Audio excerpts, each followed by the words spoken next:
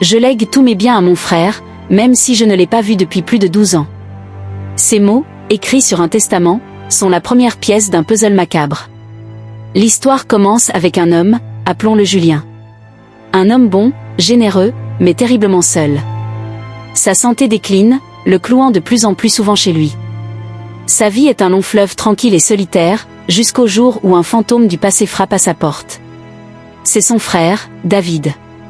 Disparu de sa vie depuis plus d'une décennie. David est tout l'inverse de Julien, charmeur, sociable, plein de vie.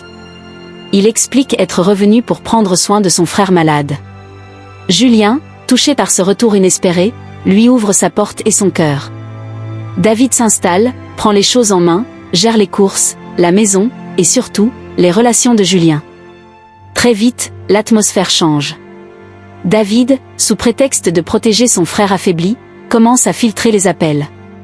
Les visites des quelques amis de Julien se font plus rares. Il a besoin de repos, répète David, le sourire aux lèvres. Les voisins le voient à peine, juste une ombre à la fenêtre. Pendant ce temps, David parle d'avenir, de projets, de l'argent que Julien a économisé toute sa vie. Il lui fait miroiter une nouvelle vie, plus confortable, une fois qu'il ira mieux. Mais Julien ne va pas mieux. Au contraire.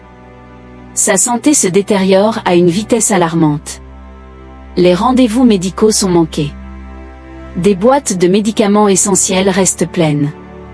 Quand le médecin de famille s'inquiète, David assure que tout est sous contrôle, que Julien est simplement fatigué. Il modifie même le testament de Julien, devenant l'unique bénéficiaire.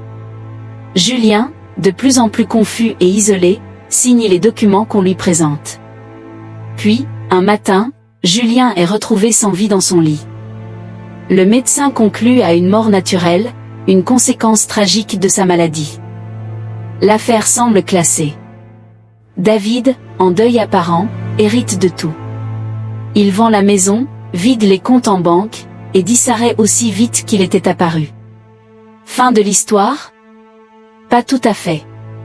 Quelques semaines plus tard, en triant les dernières affaires, un neveu éloigné découvre un petit carnet, le journal intime de Julien. Les dernières pages sont écrites d'une main tremblante. David dit que je suis un fardeau. Il dit que personne ne veut de moi à part lui. Il est toujours là, il ne me quitte jamais. Je ne comprends pas pourquoi. J'ai peur. Ces mots jettent une lumière terrifiante sur les derniers mois de sa vie. Mais le coup de grâce, la pièce finale du puzzle, arrive un mois après la mort de Julien. Une carte postale atterrit dans la boîte aux lettres de l'ancienne maison. Elle vient d'Espagne.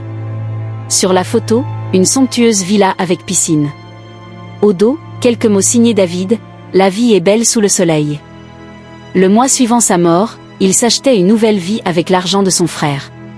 Cette histoire nous rappelle à quel point la solitude peut rendre vulnérable. L'isolement est une arme redoutable entre de mauvaises mains. Si vous connaissez quelqu'un qui semble s'isoler, ou si vous vous sentez seul, n'hésitez jamais à tendre la main ou à chercher de l'aide. Parfois, un simple appel peut tout changer. Merci d'avoir écouté. Prenez soin de vous et de ceux qui vous entourent. Abonnez-vous pour ne pas manquer nos prochaines histoires.